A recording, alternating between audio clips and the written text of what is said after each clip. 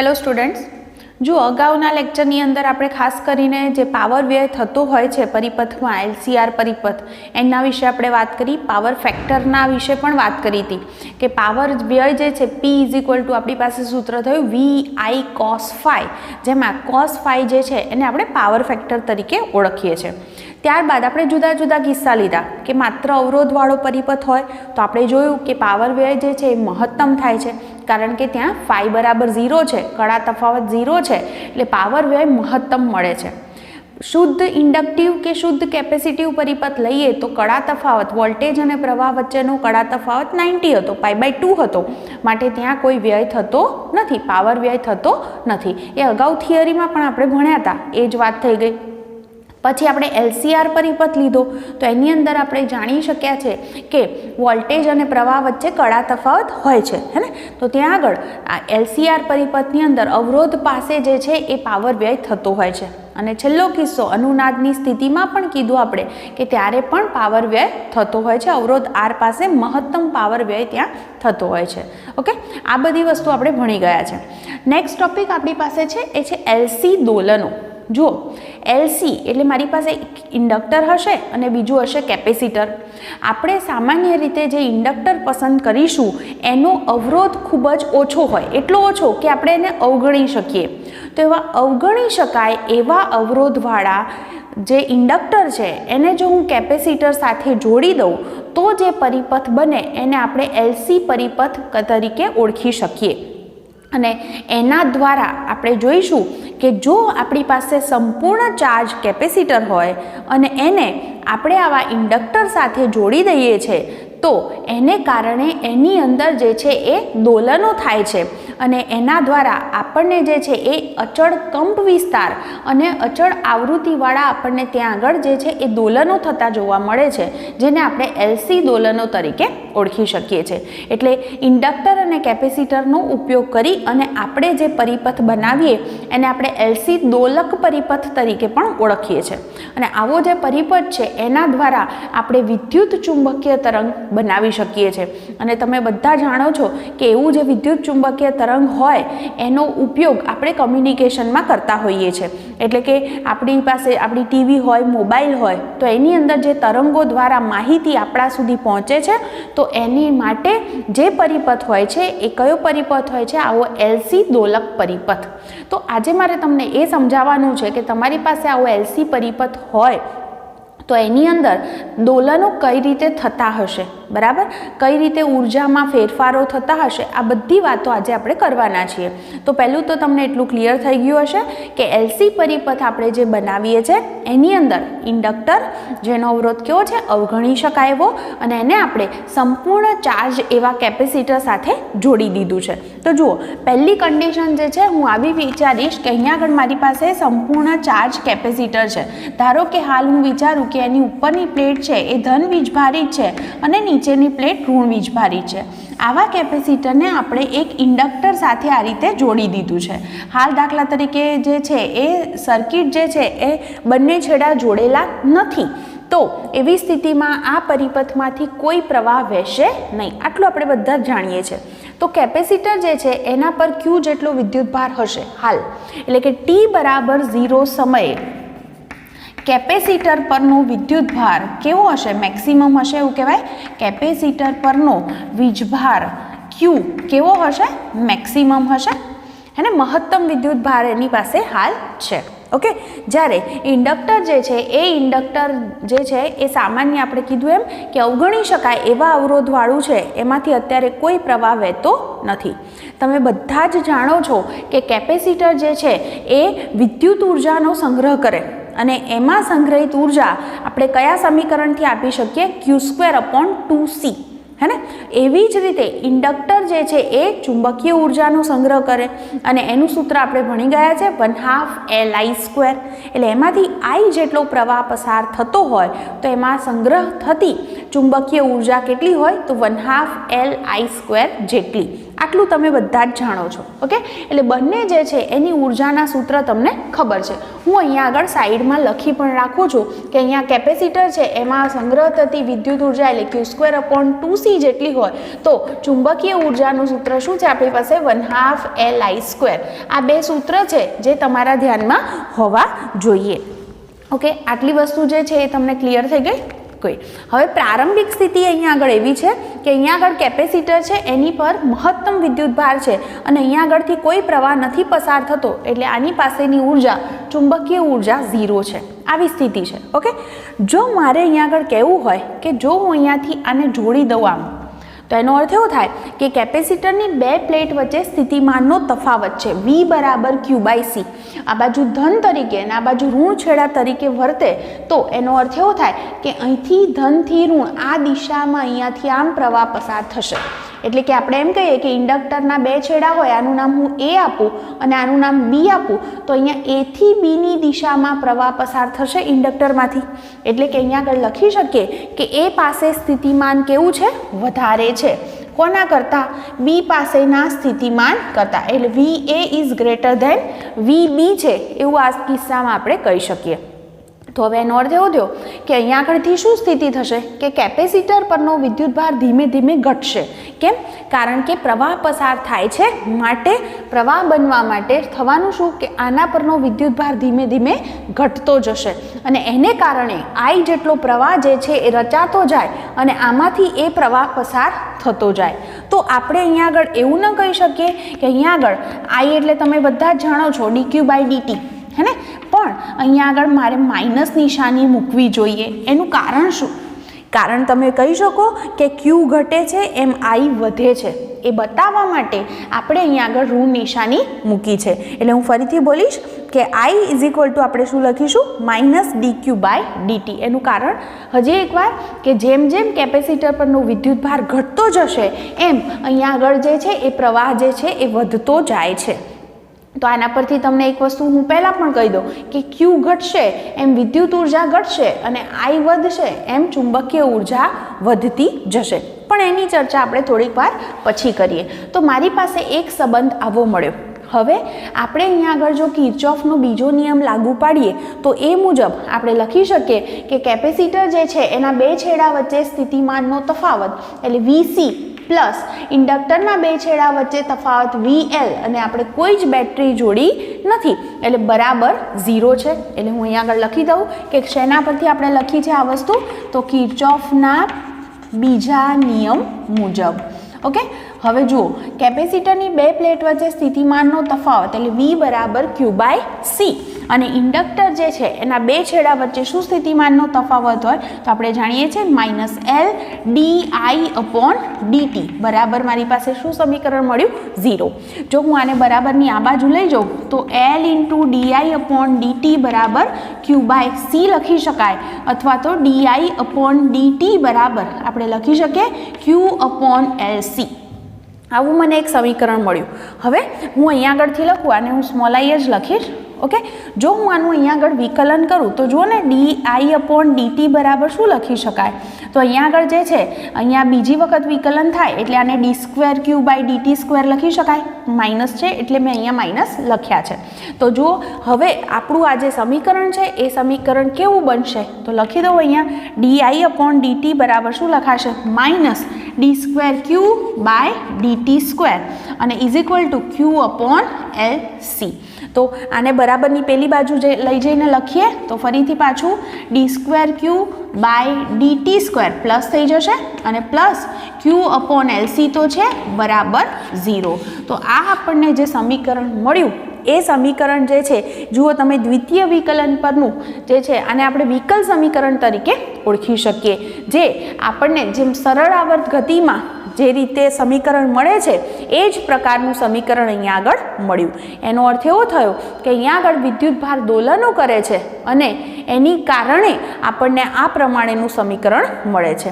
તો આ જે છે એ એનું વિકલ સમીકરણ તમને સાબિત કરવાનું કે તો તમે આ રીતે એને કરી શકો છો. તો શું ભણ્યા અહીં સુધી? પહેલો પોઈન્ટ કે એલસી પરિપથ બનાવવા માટે આપણે શું કર્યું? આપણી પાસે સંપૂર્ણ ચાર્જ એવું કેપેસિટર હતું અને એને આપણે અવગણ્ય અવરોધવાળા ઇન્ડક્ટર સાથે જોડી દીધું. કોઈ બેટરી કશું જ અહીંયા જોડેલું નથી.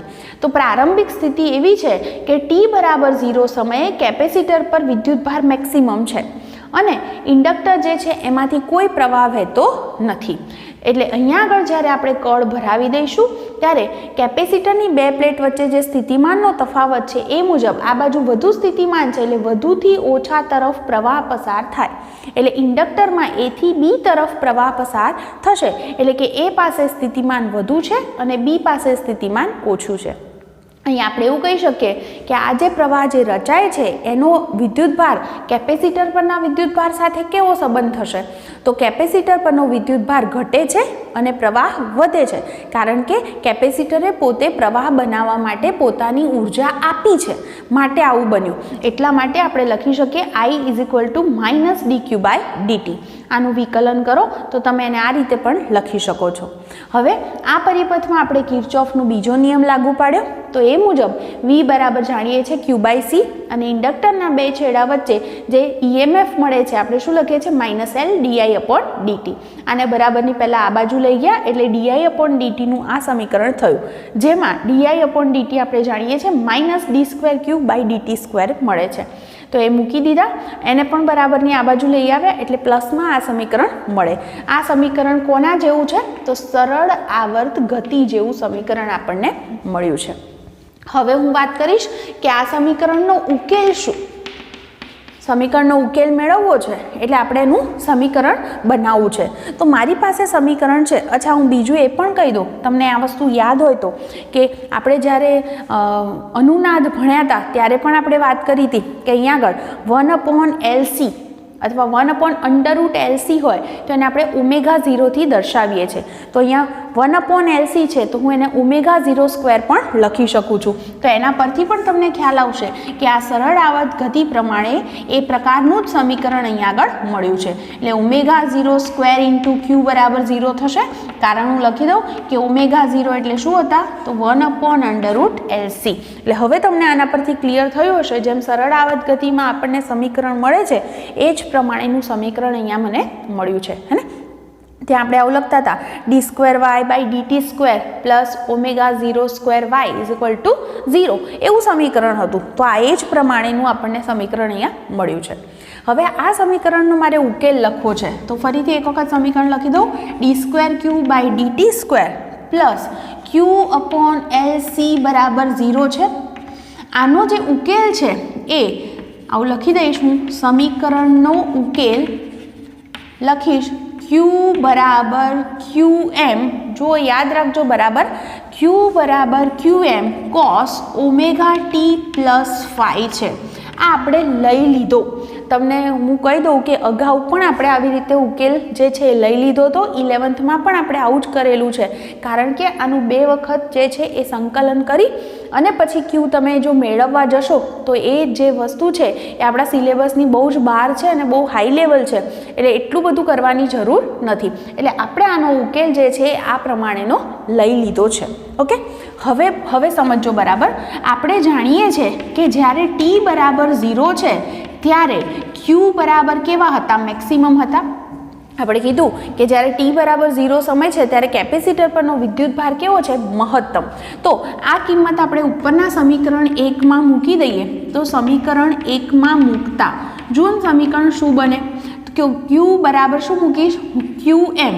અને ત્યારે t બરાબર મારે શું મૂકવાના? 0, હે ને? તો આ પદ જે છે ω × 0 એટલે 0 થઈ જશે +phi. એટલે કે મારી પાસે QM અને QM અહીંયા કેન્સલ થાય એટલે 1 = cos phi. એટલે કે એનો અર્થ એવો થયો કે માટે phi = 0. તમને જાણો છો કે cos 0 ની વેલ્યુ 1 છે, એટલે કે phi = 0 મળ્યા. તો હું એને પણ સમીકરણ 1માં મૂકી દઉં તો મારું આ સમીકરણ શું બની જશે? તો ફરી પાછા એને સમીકરણ 1માં મૂકી દઉં તો phi = 0 મૂકું એટલે આ પદ જતું રહ્યું. તો Q બરાબર મને મળશે QM cos ωt. જો હું આનું વિકલન કરું તો શું થાય? dq/dt થાય વિકલન. તો બરાબર શું થાય? QM નું QM જ રહે. cos ωt નું વિકલન શું થાય? તો -sin ωt થાય. અને પાછું ઓમેગા ટી પદનું વિકલન કરો તો ઓમેગાવાળું પદ આવે. તો આપણે જાણીએ છીએ કે dq બાય dt બરાબર શું લખી શકાય, આના પરથી માઇનસ આઈ લખી શકાય. તો હું dq બાય dt ને માઇનસ આઈ લખું તો minus I is equal two minus qm omega into sine omega T. બે બાજુ માઇનસ કેન્સલ કરી શકાય અને આટલું જે પદ છે qm ઇન્ટુ ઓમેગા એને હું im તરીકે દર્શાવું છું. તો જોઈ શકો છો તમને પ્રવાહ માટેનું સમીકરણ આ મુજબ મળ્યું, જ્યાં im બરાબર આપણે ઉલ્લેખ કરી શકીએ qm ઇન્ટુ કેવા છે ઓમેગા. ઓકે, તો આ જે છે એ સમીકરણનો શું મળી ગયો આપણને ઉકેલ, કે પ્રવાહ જે છે એ પ્રવાહ આ સમીકરણ અનુસાર બદલાય છે. તો જુઓ અહીં સુધી જે ભણ્યા છે એની અંદર આટલું કર્યું, આપણે કિર્ચોફના બીજા નિયમનો ઉપયોગ કર્યો અને વિકલ સમીકરણ મેળવ્યું. ઓકે, તો અહીંયા આગળ જે છે ખાસ કરીને આટલું જ ધ્યાનમાં રાખવાનું છે કે આ તો તમને બધાને ખબર જ છે, પણ માત્ર આટલી વસ્તુ કે આઈ બરાબર માઇનસ ડીક્યુ બાય ડીટી લીધા છે અને એનો પછી આપણે અહીંયા ઉપયોગ કરી દીધો છે, બરાબર, એનું વિકલન કરીને. ત્યારબાદ ઉકેલ મેળવવા માટે આ પદ આપણે સ્વીકારી લીધું છે, કયું, ક્યુ બરાબર QM cos omega t plus phi. T બરાબર 0 છે ત્યારે જે વિદ્યુતભાર છે મેક્સિમમ હતો એટલે ક્યુ બરાબર QM મૂકી દીધા તો એના પરથી આપણને ફાઈ 0 મળી ગયા. ફરી પાછા અહીંયા મૂકી દઉં છું, ફાઈ 0 છે એટલે તમને જે છે ક્યુનું સૂત્ર આ મળ્યું. એનું વિકલન કરો છો તો વિકલનને પરિણામે આપણને આઈ માટેનું સમીકરણ આ મુજબનું મળે છે. એટલે આ જે થયો એ આપણા આ સમીકરણનો જે છે એનો શું થઈ ગયો ઉકેલ. ઓકે, તો આટલી વસ્તુ ખ્યાલ આવી હશે. હવે મારે તમને એ સમજાવવું છે કે આ એલસી દોલનો કઈ રીતે થાય છે. આપણે કીધું કે અહીંયા આગળ જે છે એ વિદ્યુતભારના દોલનો થાય છે અને એને પરિણામે વિદ્યુત ચુંબકીય તરંગ ઉત્પન્ન થતું હોય છે. તો હવે આપણે એ સમજીએ કે આ દોલનો કઈ રીતે થતા હોય છે, બરાબર.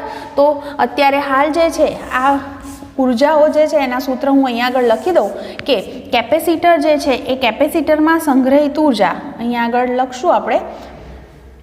તો UE બરાબર શું સૂત્ર છે, Q²/2C અને ચુંબકીય ઉર્જાનું સૂત્ર શું છે તો 1/2 LI². આવું સૂત્ર છે.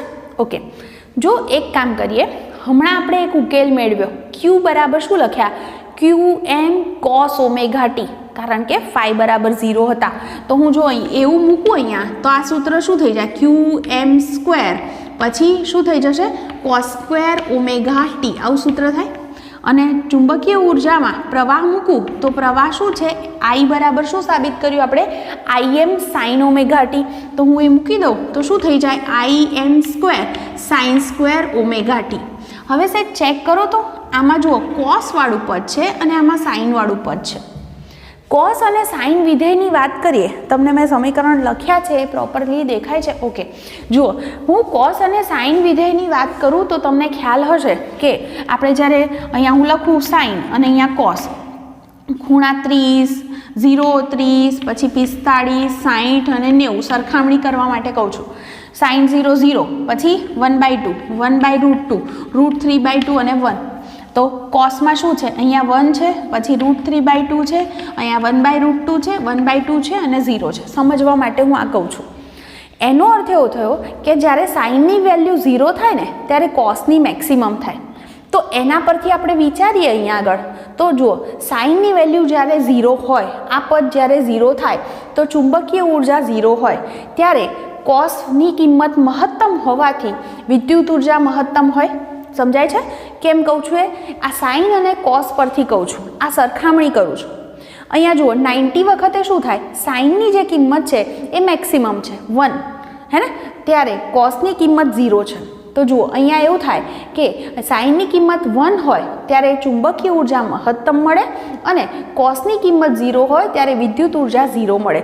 અને એક કન્ડિશન જુઓ ને 45 છે ત્યારે બંને માટે જ્યારે ઓમેગા ટી સમાન છે ત્યારે ટી સમાન એવો છે કે જ્યારે બંનેની કિંમત સરખી છે, હે ને. એટલે એક સ્થિતિ એવી પણ આવી શકે કે વિદ્યુત ઉર્જા અને ચુંબકીય ઉર્જા સમાન પણ બની શકે છે.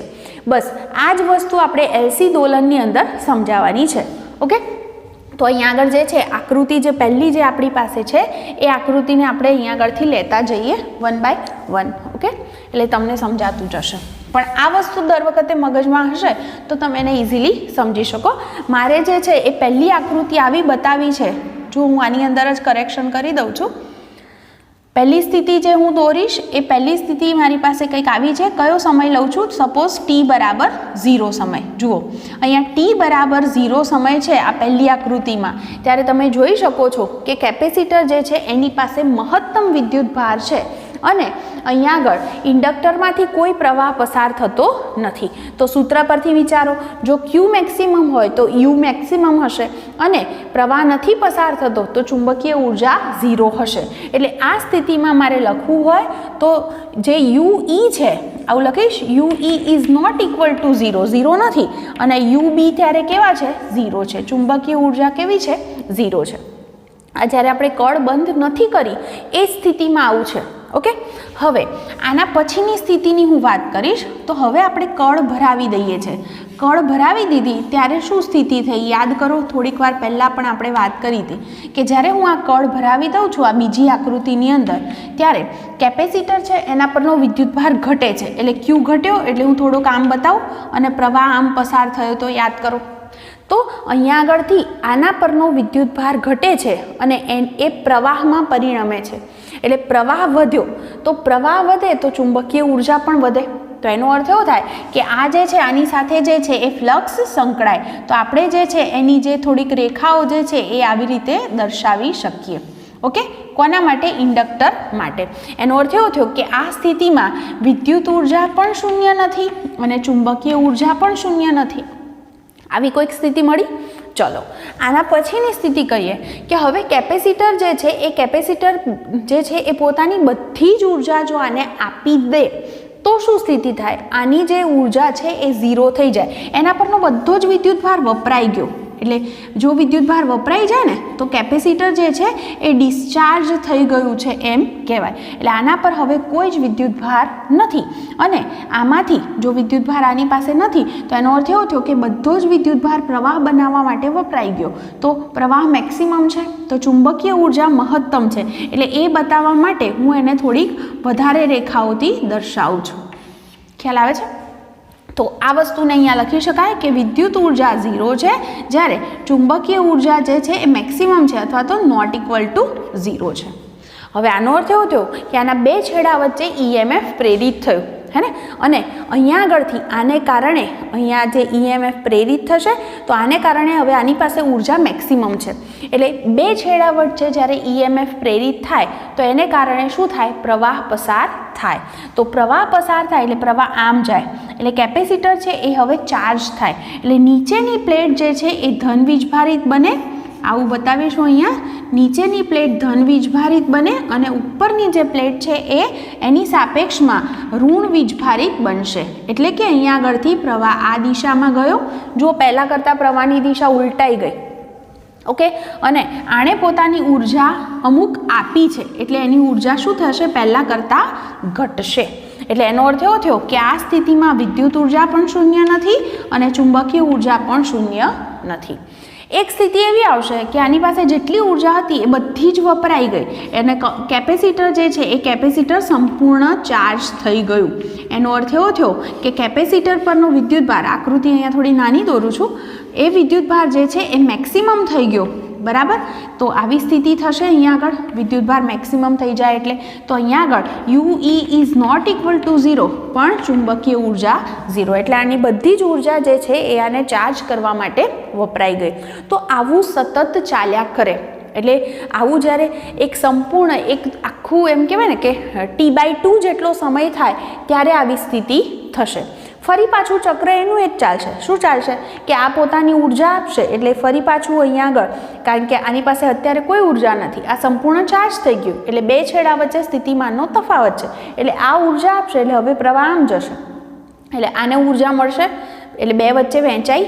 પછી જ્યારે આની ઉર્જા 0 થઈ જાય, જ્યારે સંપૂર્ણ ડિસ્ચાર્જ થઈ જાય ત્યારે આની પાસે ઉર્જા કેવી થઈ જાય? મેક્સિમમ. એટલે અહીંયા આગળ આકૃતિની અંદર મારે કેવું હોય તો એવું બોલી શકું કે આ જે સ્થિતિ છે એ T/2 સમયે આવી હોય તો આ જે સ્થિતિ હોય એ એનાથી અડધા સમયે હશે, T/4 સમયે હશે, હે ને? તો આ પ્રમાણેની તમને સ્થિતિ મળતી જશે. સમજાય છે? તો આ જ વસ્તુ જે છે એને આપણે જેમ આપણે સ્પ્રિંગ માટે ભણી ગયા હતા, સ્પ્રિંગમાં સંગ્રહિત સ્થિતિસ્થાપકીય સ્થિતિ ઉર્જા 11થમાં આપણે ભણ્યા છે ચેપ્ટર 6ની અંદર, તો એ સ્થિતિ ઉર્જાનું પણ આપણે સૂત્ર ભણેલા છે.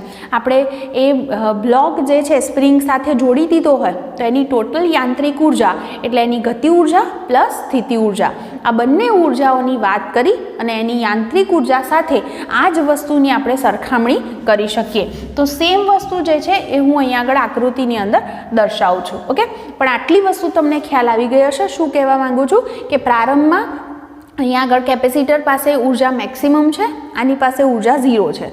પછી આણે પોતે ઉર્જા આપી, હે ને, એના સ્થિતિમાનના તફાવતને કારણે પ્રવાહ પસાર થયો એટલે આની જે ઉર્જા છે એ ઘટી, બરાબર, અને આની પહેલાં કરતાં વધી. પછી એ સ્થિતિ શું આવી ગઈ કે આ સંપૂર્ણ જો ડિસ્ચાર્જ થઈ ગયું હોય તો એનો મતલબ એમ થાય કે આની પાસે ઉર્જા ત્યારે મેક્સિમમ થઈ ગઈ, આની ઉર્જા 0 થઈ ગઈ. એના પછીની સ્થિતિ કેવી આવી ગઈ કે અહીંયા આગળ જે છે એ આની પાસે ઉર્જા હવે મેક્સિમમ છે, આની પાસે 0 છે, એટલે હવે ઉલટી પ્રક્રિયા શરૂ થઈ. આના બે છેડા વચ્ચે EMF જે પ્રેરિત થયું છે તો એને કારણે હવે પ્રવાહ પસાર થશે આને લીધે, અને એને કારણે કેપેસિટરની નીચેની પ્લેટ ધન બને, ઉપરની ઋણ, એટલે પોલારિટી ચેન્જ થઈ ગઈ. તમે જોઈ શકો છો, બરાબર. ફરી પાછું આમને આમ ચાલ્યા કરે તો આ સંપૂર્ણ ડિસ્ચાર્જ થઈ જાય અને કેપેસિટર સંપૂર્ણ ચાર્જ થઈ જાય. આવું સતત ચાલ્યા કરે. એક વધારાની વસ્તુ જે છે એ હું આની વાત જોડે જોડે કહી દઉં. જુઓ, આપણે અહીંયા આગળ વિચારીએ આવું સતત ચાલ્યા જ કરે તો દોલનો ક્યારે બંધ ના થાય? ના, એવું નથી. એનું કારણ છે કે આવા જ્યારે દોલનો થતા હશે ત્યારે એને કારણે વિદ્યુત ચુંબકીય તરંગ ઉત્પન્ન થતું હોય છે. અહીંયા આગળ આપણે કીધું કે ઇન્ડક્ટરનો અવરોધ લગભગ 0 છે, પણ વાસ્તવિક રીતે આપણે જાણીએ છીએ કે ઇન્ડક્ટર બનાવવા માટે આપણે તારનો ઉપયોગ કરીએ તો તારનો કંઈક અવરોધ તો હોય જ. તો એનો અર્થ એવો થાય કે જે ઉર્જા એને મળતી હોય તો એના અવરોધને કારણે અમુક ઉર્જાનો વ્યય તો થતો જ હોય. એટલે ઉર્જા જે છે એ ધીમે ધીમે પછી ઘટતી જતી હોય છે. એટલે ક્યારેય એવું શક્ય નથી કે હંમેશ માટે આવા LC દોલનો ચાલ્યા જ કરે, બરાબર. એ ઉર્જા ધીમે ધીમે ઘટી પણ શકે છે. ઓકે, તો આટલી વસ્તુ જે છે મેં તમને કીધી એ ક્લિયર થઈ હશે. હવે જુઓ, એને હું કોની સાથે સરખાવું છું? આવી રીતે જે છે એ અહીંયા આગળ દાખલા તરીકે આની સાથે એક સ્પ્રિંગ બાંધી છે, બરાબર, અને સ્પ્રિંગ જે છે એ સ્પ્રિંગનો જે બીજો જે છેડો છે એને સાથે બ્લોક બાંધી અને આપણે એને ખેંચી રાખ્યો છે. ઓકે, આ ધારો કે એનું જે છે એ x બરાબર 0 સ્થાન છે, મધ્યમાન સ્થાન આપણે કહીએ છીએ ને, અને એને આપણે આમ ખેંચીને રાખેલો છે. તમે એને ખેંચીને પકડી રાખો તો એનો અર્થ એવો થાય કે એ ગતિ કરશે નહીં, એટલે એની કાઇનેટિક એનર્જી શું હોય? 0 હોય. અને એની પોટેન્શિયલ એનર્જી કહું, સ્થિતિ ઉર્જા U બરાબર, સૂત્ર શું છે આપણી પાસે? 1/2 kx². આ જે અંતર છે એને હું x લખી શકું, y પણ નામ આપીએ છીએ ઘણીવાર, તો એને હું 1/2 ky² પણ લખી શકું છું. તો જોઈ શકો છો અત્યારે કે એની સ્થિતિ ઉર્જા મેક્સિમમ છે અને ગતિ ઉર્જા 0 છે. આના જેવું થયું ને કે અહીંયા આગળ વિદ્યુત ઉર્જા નોટ ઇક્વલ ટુ 0 અથવા મેક્સિમમ છે અને ચુંબકીય ઉર્જા 0 છે. આ પહેલી સ્થિતિ આના જેવી આપણે વિચારી. હવે તમે આ બ્લોકને છોડી દો એટલે એના દોલનો થાય, આમ દોલનો થાય. તો આ બ્લોક જે છે એ અહીંથી દાખલા તરીકે થોડોક કંઈક અહીંયા આવે છે, તો એનો અર્થ એવો થાય કે હવેની સ્થિતિ હું દોરું તો આવું થાય કે એ જે બ્લોક છે આ મધ્યમાન સ્થાન ફરી પાછું અને થોડોક આમ આવ્યો, આના કરતાં આમ, એટલે હવે એની પાસે કંઈક ગતિ ઉર્જા પણ છે. તો એનો અર્થ એવો થયો કે જે પોટેન્શિયલ એનર્જી છે એ પણ નોટ ઇક્વલ ટુ 0 છે અને કાઇનેટિક એનર્જી છે એ પણ નોટ ઇક્વલ ટુ 0 છે, કારણ એ પોતે શું કરે છે? દોલનો. પછીની સ્થિતિ જુઓ, હવે આ બ્લોક, કારણ કે તમે આમ ખેંચીને આમ રાખ્યો છે તો તમે એને છોડી દેશો એટલે પહેલાં થોડોક અહીંયા આવશે, પછી અહીંયા આવશે, પછી આમ જશે, પછી આમ, હે ને, આવી કંઈક સ્થિતિ તમને જોવા મળે. તો હવે આના પછીની સ્થિતિમાં ધારો કે અહીંયા આગળ પહોંચી ગયો બ્લોક, તો એની સ્થિતિમાં શું થાય? જો આવું થાય, જ્યારે બ્લોક ત્યાં આગળ પહોંચી જાય કયા સ્થાને? x બરાબર 0 સ્થાને. તો x બરાબર 0 સ્થાને એ પહોંચી જાય તો આપણે જાણીએ છીએ કે x બરાબર 0, તો એની જે ઉર્જા છે એ u બરાબર શું થઈ જશે? 0, હે ને. અને એ u બરાબર 0 થઈ જાય અને એ જ્યારે અહીંયા આગળ હોય ત્યારે એની પાસે કંઈક કાઇનેટિક એનર્જી હોય, એટલે kinetic energy not equal to 0. હવે એ પોતે આ સ્થાનથી આમ આવે ત્યારે શું થાય?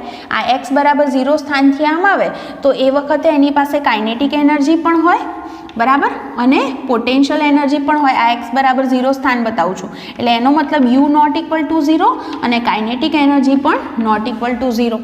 પછીની સ્થિતિ એવી આવે કે હવે જે છે એ મહત્તમ સંકોચનની સ્થિતિમાં હોય એટલે એકદમ તમે આને દબાવીને રાખી દીધું, હે ને, આવી સ્થિતિ રાખી.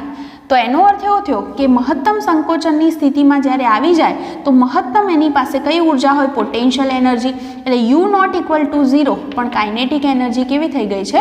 0.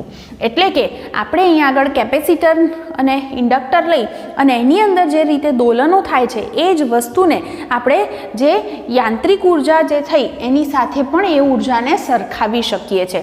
આ બંને વસ્તુની સરખામણી આ સેમ રીતે આપણે કરી શકીએ. તો આ જે વસ્તુ આપણે શીખ્યા છે, તમને આટલી વસ્તુ ખ્યાલ આવી ગઈ હશે. હવે આપણી પાસે જે યાંત્રિક ઉર્જા અને વિદ્યુત ઉર્જાના જે સૂત્રો છે એની આપણે સરખામણી કરીએ અને એમની વચ્ચે શું સંબંધ છે એ સમજવાની થોડીક કોશિશ કરીએ. બરાબર, તો હવે આના પછી હું નેક્સ્ટ વસ્તુ એ તમને સમજાવું છું. જુઓ, અહીંયા આગળ પહેલાં તો છે ને આપણે યાંત્રિક તંત્ર અને વિદ્યુત તંત્ર છે એમની સરખામણી કરીએ. તો આપણે આ સૂત્ર સાબિત ઓલરેડી 11thની અંદર કરી ગયા છે. d2x/dt² પ્લસ ω02x 0 અથવા તો d2y/dt² પ્લસ ω02y 0. x લો અથવા y લો, જે સ્થાનાંતર દર્શાવે છે આપણે જાણીએ છીએ. તો એવું જ સૂત્ર જે છે એ આપણને વિદ્યુત તંત્રમાં આજે જ આપણે સાબિત કર્યું. d2q/dt² plus ω02q is equal to 0. જ્યાં ω0 બરાબર અહીંયા √k/m હતા, જ્યાં k બળ સ્પ્રિંગનો બળ અચળાંક છે, જ્યારે અહીંયા આગળ ω0 એટલે 1/√LC છે. તમે અહીંયા આગળ થોડીક સરખામણી કરો એટલે તમને ખ્યાલ આવશે. જુઓ, અહીંયા આગળ જ્યાં આગળ સ્થાનાંતર x છે ત્યાં આગળ અહીંયા આગળ શું કોણ આવે છે? વિદ્યુતભાર q.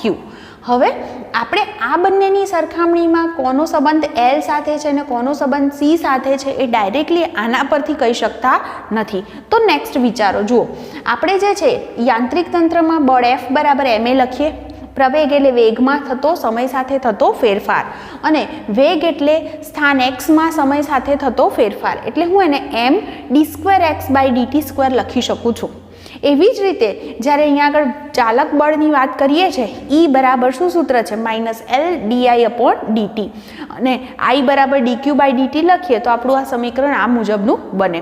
તો હવે સરખામણી કરી શકાય. જુઓ, જ્યાં x છે ત્યાં અહીંયા q છે, તો જ્યાં અહીંયા આગળ દળ છે ત્યાં શું આવી ગયું? અહીંયા આગળ L. એનો મતલબ એમ થાય કે દળ હોય તો એની સ્થાને અહીંયા વિદ્યુત તંત્રમાં કોણ ભાગ ભજવે છે? તો ઇન્ડક્ટન્સ L. બરાબર, આ એક વસ્તુ ક્લિયર થઈ હશે. હવે આ સૂત્રમાં જો દળ છે ત્યાં ઇન્ડક્ટન્સ L હોય તો k ની જગ્યાએ શું આવે? તો 1/c આવે, હે ને. જો વ્યસ્ત છે k છે તો અહીંયા શું આવશે? 1/c. એટલે જેમ અહીંયા બળ અચળાંક છે k, ત્યાં અહીંયા 1/c આવે છે. આપણે x અને q ની તો વાત કરી જ ગયા છે. હવે જેમ v બરાબર dx/dt છે, કારણ કે x અને q સરખા કીધા, તો એ જ રીતે I બરાબર dq/dt, એટલે તમે v અને I ને સરખાવી શકો છો. અહીંયા આગળ જ્યાં અહીંયા વેગ ભાગ ભજવે છે ત્યાં અહીંયા આગળ પ્રવાહ ભાગ ભજવે છે. પછી યાંત્રિક ઉર્જાના સૂત્ર ઓલરેડી આપણે જાણીએ છીએ કે 1/2 kx² પ્લસ 1/2 mv², ગતિ ઉર્જા પ્લસ સ્થિતિ ઉર્જા.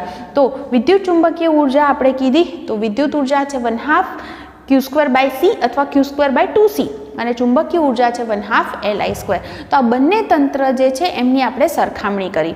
બીજી એક સરખામણી વધારાની આપણે આ પણ લઈ શકીએ, પ્રણોદિત દોલન અને સંચાલિત LCR પરિપથ. તો જુઓ, તમને આ લેટેસ્ટ ભણ્યા છે એટલે યાદ હશે. LCR પરિપથ છે એટલે ઇન્ડક્ટર, કેપેસિટર છે અને અવરોધ પણ છે, અને તમે એસી ઉદ્ગમ એને જોડો છો. એસી ઉદ્ગમના વોલ્ટેજ શું હોય? Vm sin ωt. ઓકે, કેપેસિટરની બે પ્લેટ વચ્ચે શું હોય? q/c. અવરોધના બે છેડા વચ્ચે શું હોય? IR.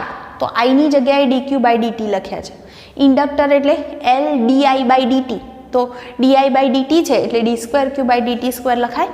એવું સમીકરણ જે છે પ્રણોદિત દોલનોની અંદર આ વસ્તુ 11thમાં તમે સાબિત કરી હતી, અને શું હતું? તો m d2x/dt² plus b dx/dt plus kx બરાબર f cos ωd × t.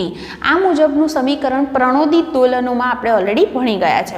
તો હવે સરખામણી કરો. જુઓ, અહીંયા જ્યાં x છે ત્યાં અહીંયા q છે, બરાબર. જ્યાં અહીંયા દળ m છે ત્યાં અહીંયા શું છે? Inductance L. સરખામણી કરી શકાય. અહીંયા જુઓ, અહીંયા અવમંદન અચળાંક b છે, તો અહીંયા આગળ કોણ છે? R છે. એટલે આપણે કીધું ને કે અવરોધને લીધે જે છે એ દોલનો ઘટતા જાય છે, એટલે અહીંયા આગળ અચળાંક જ્યાં બી છે ત્યાં અહીંયા આગળ કોણ આવે છે? આર. ક્લિયર? એવી જ રીતે અહીંયા આગળ જુઓ એક્સ છે ત્યાં તો ક્યુ આવશે, એટલે કે એટલે શું થાય? 1/c. તો જુઓ કે છે ત્યાં 1/c કીધો. એવી જ રીતે ચાલક આવૃત્તિ અહીંયા ઓમેગા ડી છે, તો આમાં કઈ છે? ઓમેગા. ઓકે, પ્રાકૃતિક આવૃત્તિની વાત કરીએ તો એમાં આપણે એને ઓમેગાથી દર્શાવી હતી, તો આપણે જાણીએ છીએ આમાં શું હોય છે? ઓમેગા 0. બરાબર, જે આપણે અનુનાદ વખતે ઓલરેડી ચર્ચા કરી ગયા છે.